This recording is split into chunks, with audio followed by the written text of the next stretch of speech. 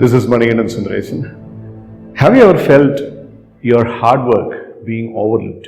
கஷ்டப்பட்டு ஒரு வேலையை செஞ்சுருப்பீங்க, அந்த வேலையில் சக்ஸஸும் எடுத்திருப்பீங்க, அந்த வேலையை செய்ய சொல்கிறப்போ உங்களை இன்வைட் பண்ணியிருப்பாங்க. ஆனால் அந்த சக்ஸஸ்க்கு அப்புறம் உங்களுக்கு வரக்கூடிய ரெக்கக்னிஷன், அக்னாலஜ்மெண்ட், ஈவன் உங்களுக்கு பே பண்ண வேண்டிய அந்த காம்பன்சேஷன் அது கிடைக்காம they might overlook you. அதை அனுபவிச்சிருக்கீங்களா? Sometimes our hard work is received very well and the success also happens, but நம்மளுக்கு கிடைக்க வேண்டிய recognition, benefit, including the monetary benefits எதுவுமே கிடைக்காம போகும்போது it will be very frustrating. And அந்த frustration, அந்த ஒரு ஏமாற்றம் அப்படிங்கிறதுலேருந்து பொதுவாக ஒரு பர்சன் எப்படி மீண்டு வருது அப்படின்னு யோசிக்கும்போது I thought of making this as a common video. அதாவது உங்கள் ஹார்ட் ஒர்க் அப்படிங்கிறத ரிசீவ் பண்ணப்பட்டுட்டு உங்களை எலிமினேட் பண்ணுற அந்த ஒரு பரிதாபமான நிலையிலிருந்து how can you overcome? First, analyze if it is a fact or opinion.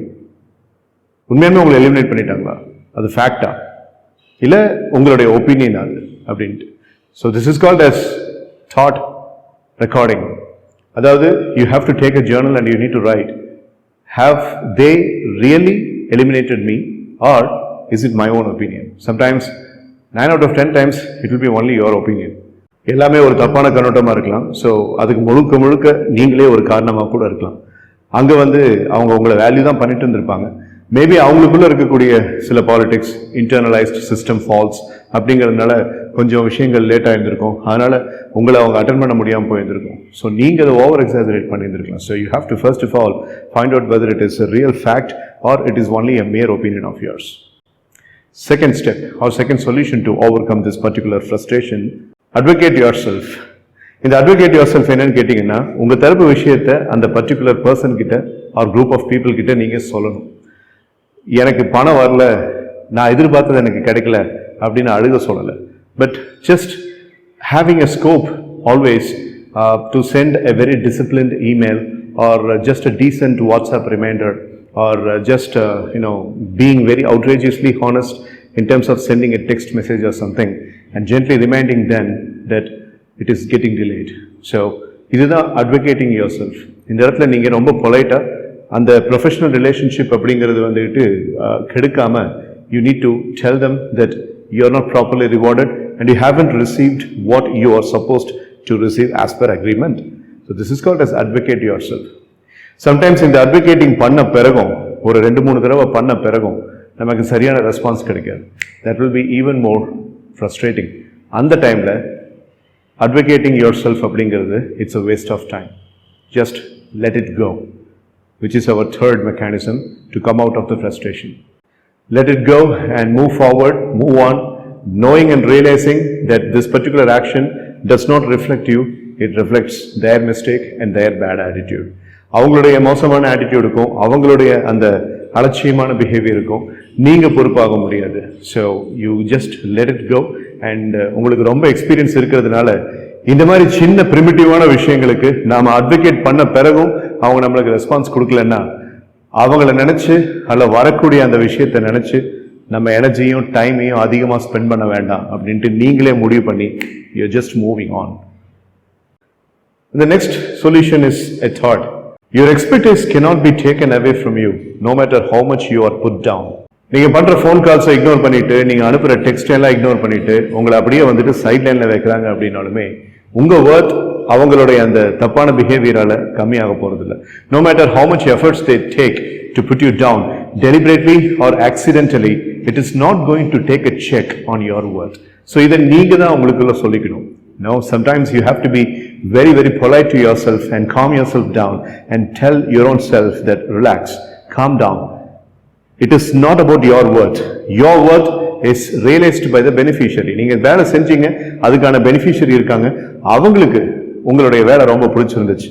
ஆனா இந்த வேலையை அட்மினிஸ்ட்ரேட் பண்றவங்க, அப்புறம் இந்த பேரோல் சிஸ்டம் ஆஃபீஸ்ல இருக்கவங்க, அவங்க பண்ண தப்புக்கு நீ காரணம் இல்லைன்னு சொல்லி இதனால உன் ஒர்த் கம்மி ஆகலை அப்படின்ட்டு நீங்க தான் உங்களை காம் டவுன் பண்ணிக்கணும்.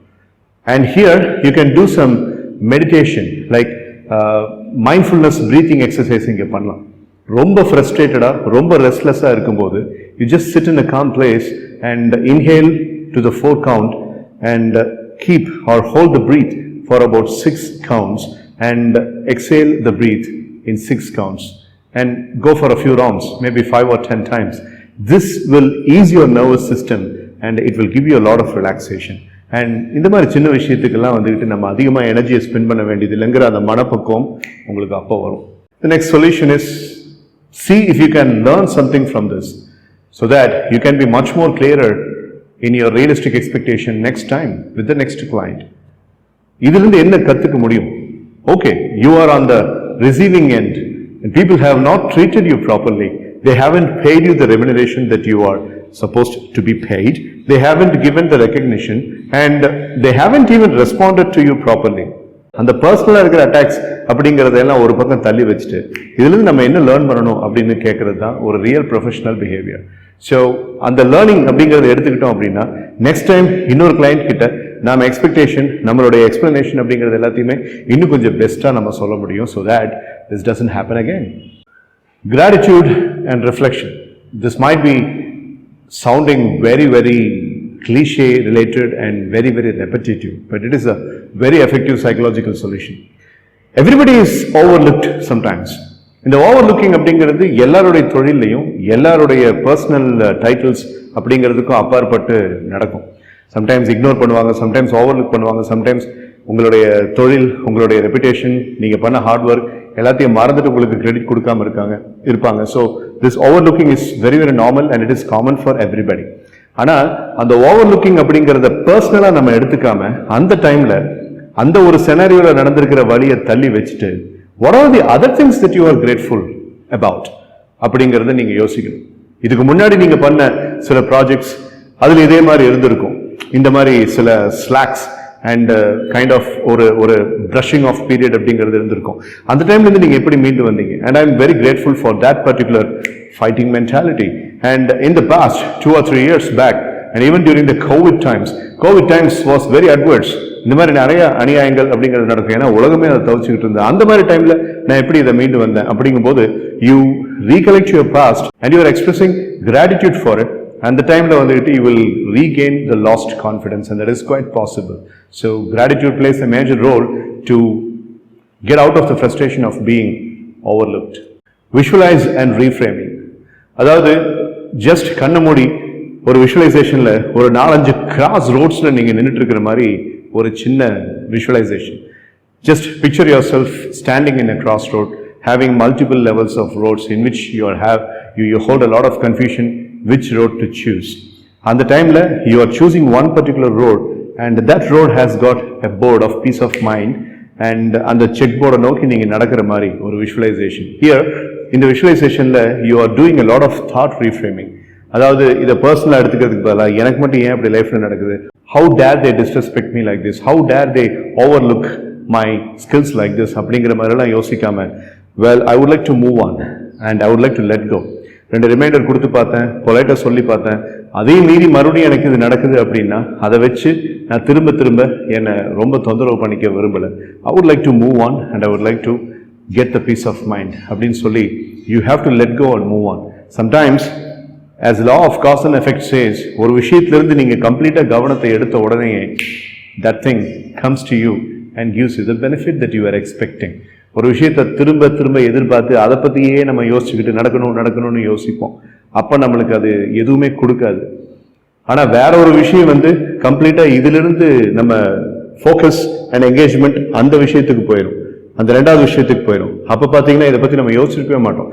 அப்போ எதிர்பாராத நேரத்தில் இங்கே நீங்கள் என்ன ஏங்கிட்டு இருந்தீங்களோ அது டக்குன்னு உங்கள் முன்னாடி நிற்கும். That's how life is. இப்போ நான் சொல்கிறத நீங்கள் ரிலேட் பண்ணியிருப்பீங்க, நிறைய விஷயம் அந்த மாதிரி உங்களுக்கு லைஃப்பில் நடந்திருக்கும், செஞ்சுருக்கோம். Right? I know. So that's what you are supposed to do here, right? Reframe and defocus and focus on something else. Focus on something that gives you more value. இங்கே உங்களுடைய வேல்யூ தாக்கப்பட்டுச்சுங்கிறது தானே உங்களுடைய எண்ணம். ஸோ வேல்யூ உங்களுக்கு எங்கே கொடுக்கப்படுதோ எங்கே கிடைக்குதோ அதை நோக்கி ரீஃபோக்கஸ் பண்ணுங்க. And the last one is don't internalize others' behaviors. மற்றவங்களுடைய பிஹேவியர்ஸை நீங்கள் உட்கார்ந்து ஜட்ஜிங் பண்ணிட்டு இன்டர்னலைஸ் பண்ணிட்டு இருக்காதீங்க. எல்லாருமே அவங்களுடைய ஃபைட்ஸை போராடிக்கிட்டு இருக்காங்க. ஸோ அப்படி இருக்கும்போது அவங்களுக்குன்ட்டு வேணுங்கிற ஸ்பேஸ், அவங்களுக்குன்ட்டு கொடுக்கப்பட வேண்டிய டைம் அப்படிங்கிறது நம்ம கொடுக்கறது நம்ம கடமை.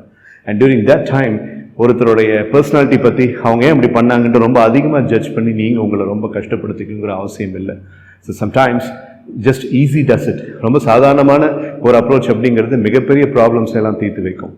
So don't internalize the other people's behaviors because that's not your business and you don't have time for it. நீங்கள் உங்களை எப்படி பார்க்குறீங்க அப்படிங்கிற அந்த செல்ஃப் இமேஜ் அப்படின்றது உங்களுக்கு மட்டும்தான் விசிபிளாக இருக்கும். நீங்கள் உங்களை எந்த லெவலில் வச்சுருக்கீங்க அப்படிங்கிற அந்த செல்ஃப் வேர்த் அப்படிங்கிறதோடைய அந்த இன்டென்சிட்டி உங்களுக்கு மட்டும்தான் தெரியும். So you got to understand that அந்த செல்ஃப் வேர்த் அண்ட் அந்த செல்ஃப் இமேஜ் அப்படிங்கிறது நீங்கள் எப்படி பார்க்குறீங்களோ, உங்கள் மைண்டில் அது எப்படி சித்தரிக்கப்பட்டிருக்கோ அதே மாதிரி அடுத்தவங்களும் பார்ப்பாங்க அப்படின்னு நீங்கள் எதிர்பார்த்தீங்கன்னா தப்பு உங்ககிட்ட தான் இருக்குது. These are all the occasions which give a proof for that, right? So நம்ம ஒரு வேலை செஞ்சோம், வேலை செய்கிற வரைக்கும் அவங்களுக்கு நம்மளுடைய தயவு தேவைப்படுது, அதுக்கப்புறம் கண்டுக்கவே இல்லையே அப்படின்ற மாதிரி ரொம்ப பர்சனலாக அதை எடுத்துக்கிறதுக்கு பதிலாக உங்கள் செல்ஃப் ஒர்த்தையும் உங்கள் செல்ஃப் எஸ்டீமையும் உங்கள் செல்ஃப் இமேஜையும் நீங்கள் ப்ரொடெக்ட் பண்ணி வைங்க.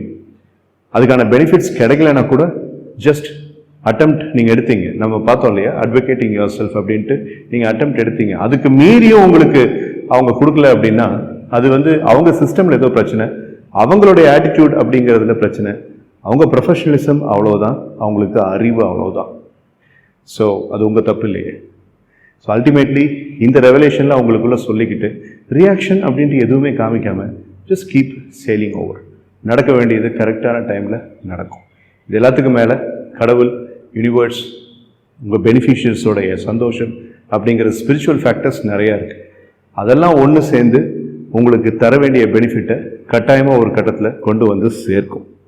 அதில் நம்பிக்கை வைங்க. Instead of cursing, instead of hurting the self, just believe in the entire cosmos and the universe that your good work will definitely be rewarded.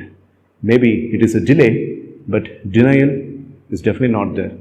Delay அப்படிங்கிறது ஏற்றுக்கலாம், டினையல் அப்படிங்கிறது நீங்கள் நினச்சிக்கிற கற்பனை.